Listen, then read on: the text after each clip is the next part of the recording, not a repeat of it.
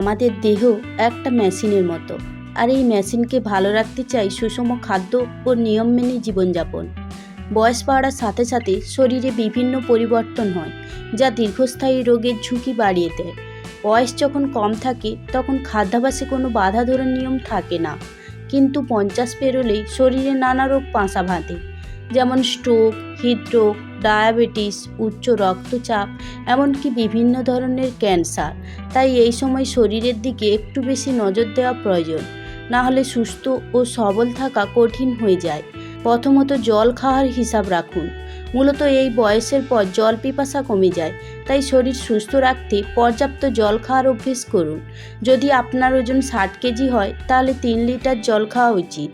এরপর যেটা গুরুত্বপূর্ণ, চা ও কফিতে আর চিনি নয়।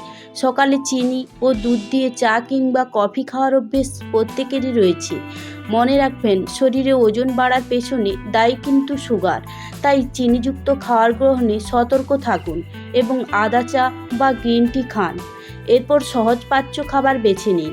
সহজপাচ্য খাবার বলতে সহজে হজম হবে এমন খাবার, যেমন ডাল, মটরশুঁটি, কাঁচকলা, মিষ্টি আলু, বীজদানা শস্য, ওটস ও সবজি।